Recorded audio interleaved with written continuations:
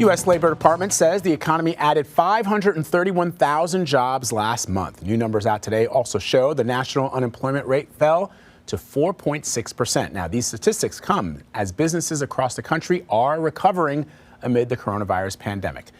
Michael Gapen is here to join us to talk about the October jobs report. He's the chief U.S. economist for Barclays. Michael, really good to see you.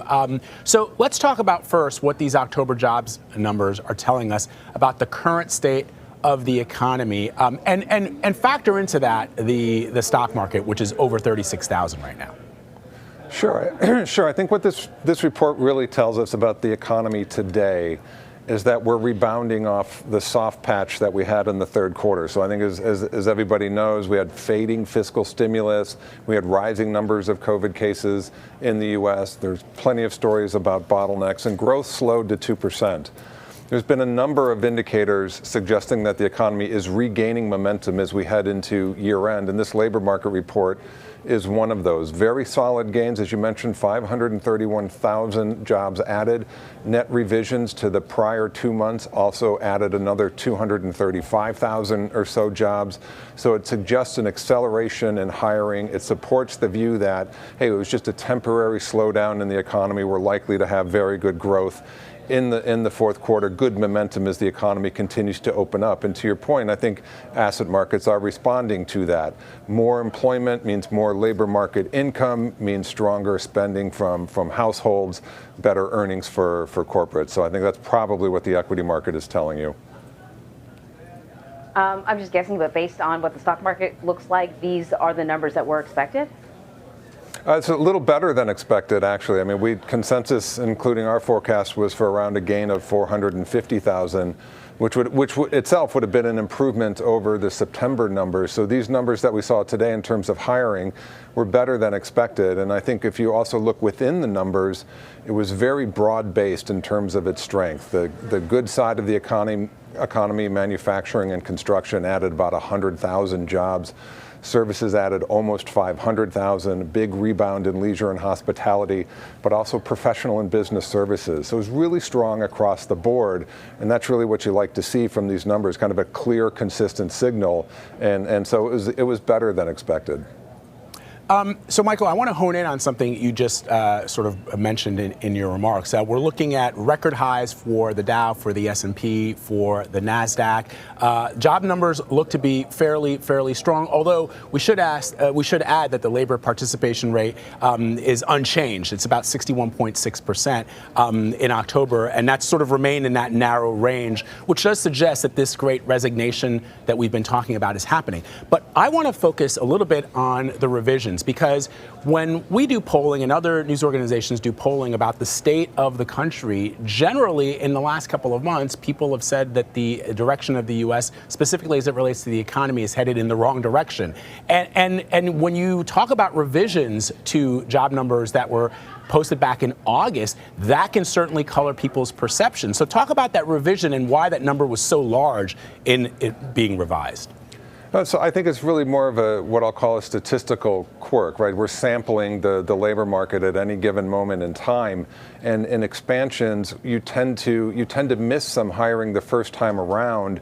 In part, it could be because of just delays in reporting from smaller business, but you might also miss that newly formed business. So in expansions, business tend to get created. That takes the labor services department a little while to kind of figure out where everybody is. So upward revisions tend to happen in expansions in a way that leads you to look back and say, hey, things were actually better than we thought. And yes, over the long term, I think household perceptions or individuals' perceptions about the state of the economy and the state of the U.S. more broadly will hinge critically on labor market prospects, your current, future, and employment prospects, as well as your current income and future income prospects. So a strong labor market should, over time, feed into better, we think, consumer expectations. Consumer expectations right now are probably, getting hit by a number of forces, including, higher inflation, paying a little more for goods, and also, critical shortages and supply chain bottlenecks. So it's a complicated picture right now. So as you know, lawmakers in Washington have been negotiating two pretty big spending bills, one for infrastructure, one for social spending. And the expectation is there will be a vote in the House on the social spending bill and the infrastructure bill. If the infrastructure bill passes in the House, then it's going to go on to the president to sign because it already passed in the Senate. Then the big over $1 trillion social spending bill, that's, still has sort of a bumpy road ahead. That being said, if we see these two bills pass, what could that mean for the financial health of the economy?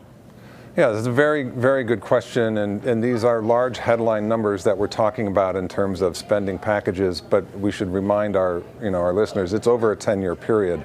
So it should help underpin economic growth for several years. It's always hard to give precise estimates on this, but I think growth, say next year, could be, say, a 0.5 percentage point better, and maybe even also into 2023, you might see it. So these two bills would boost growth, would provide stronger demand over the medium term. So they are important in terms of your view on the outlook. It would be, spending coming from the federal level, but also transfers to households to buy things like health care insurance and child care and so forth. So it would be supporting the economy through a number of sources. Michael, as you know, the Biden administration has set the deadline for private workers to get the COVID-19 shot by January 4th. Almost 70% of American adults are fully vaccinated, but some people have said that they will quit their jobs instead of getting the vaccine. How do you think that that's going to affect employment levels in the coming months? And I wonder, I'm guessing that perhaps Barclays or other firms have done some research. I don't think it gets talked a lot about that we lost 750,000 Americans to COVID-19. 750,000 people have died. And I wonder if that's affected the economy, just the number of people who've left the workforce because they succumbed to this horrific pandemic. Right. You mentioned the labor force participation rate earlier. That was or is the weak spot in this report. We would like to see that rising over time. Maybe it doesn't go all the way back to where it was before the pandemic, but we think it should move higher. There are millions of workers who, for a variety of reasons, have chosen to step outside the workforce for now. Many are citing, risk of infection, the need to stay home and take care of others. And the data show that these are meaningful numbers, and they have yet to move significantly higher. So the concern is this a permanent dislocation in labor markets? You mentioned earlier the term the Great Resignation. We tend to think it's more of a hesitation. Our view is it may take time, 12 to 24 months, maybe longer, to work all of this out. But we think the workers who have stepped aside from the labor market at the moment are likely to come back in over time. They're not doing it to large numbers right now, and as you mentioned, there could be even more churn and flow based on who is taking up vaccine mandates and who isn't. But we would just argue for some patience here, and we think that some of the frictions affecting the labor market will work out if we gradually gain more control over the pandemic. But it's going to take time. I think that's pretty clear by now. I think it's a really interesting observation because I think, Vlad, as we've talked about the Great Resignation, what we hear is that it's not that people don't want to work, it's that perhaps they don't like the conditions that they are going back to, whether they're concerned about COVID or they were working, 60, 70-hour week and they just don't want to do that again. And so they're looking for the right job as opposed to no job at all. So I think it's a really interesting observation. I do want to ask you about this, though. There have been, and you mentioned this, there have been concerns about inflation. Certainly when we were all talking about getting the kids back to school for the first time or back into in-class learning for the first time in like a year and a half, and parents were taking a look at buying those school the school supplies, they were looking a little more pricier than they had been before.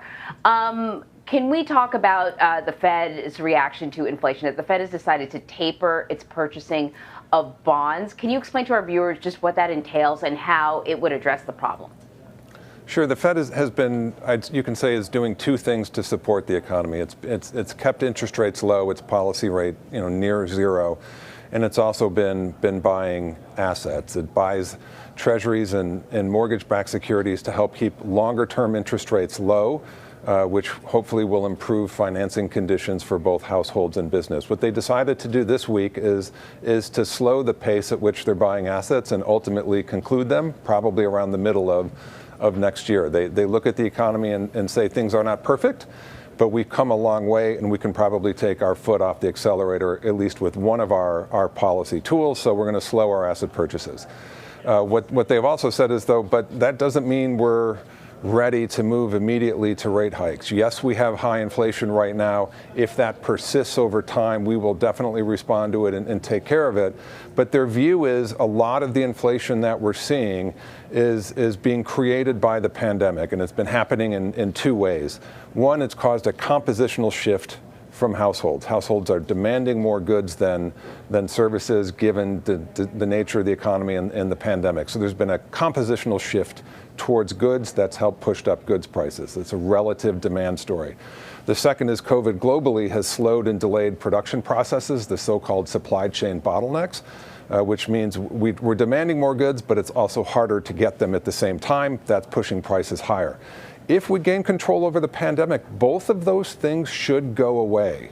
And some of the price increases we're seeing now should be followed by price declines. That's the Fed's expectation. And so they think that's going to happen over the next year or so.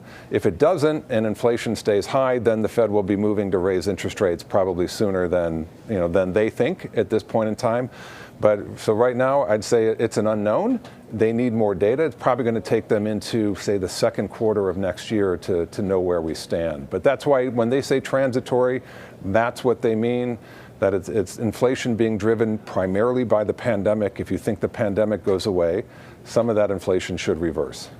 Michael, real quick before we let you go, help me understand something, because you're an economist, and this is not easily digestible by a lot of people who don't have your experience and background. When we talk about these supply chain issues, it strikes me, how much is the U.S. and U.S. policy to blame for where we are right now versus the fact that we don't actually manufacture a lot of things that people are trying to get. We get it from outside of the United States. And so when we see those images of those shipping containers and those boats that are stuck in harbors or still in transit, how much of that is the United States and policies set by this administration, the Biden administration, versus what's happening in other countries which we can't necessarily control? Yeah, I would say it's probably more the latter in the following sense. It has been for many decades. This goes back 3 or 4 decades now. There's been a trend towards outsourcing and globalization. That's not just true of the U.S. It's true of virtually every developed economy. As economies tend to get wealthier, their economies shift in the direction of producing services and fewer goods. But you make a valid point, which is the way the global economy works today. There are a few main producers of goods, a few regions that specialize in producing goods and exporting them. So we're in a situation in the U.S. where most of the goods we consume are produced, at least in part, abroad, or we rely on important inputs from abroad to assemble things here. And so if you get a global pandemic, and in many countries in Asia, they have much more of a zero tolerance policy around cases. So they'll shut down factories sooner and quicker in response to cases, and that just creates longer delivery times and so forth. So yes, the way the global economy is organized, it means pandemics like this that are global in nature it'll gum up the whole system. I'm not sure that's not really the policy choice of the current administration. It's the way the U.S. has been going for many decades and the way many other developed economies look as well. So I think it's something we're just going to have to deal with, and policy really can't address it all that quickly. Michael Gapen, great conversation. Thank you so much. Thank you for having me on.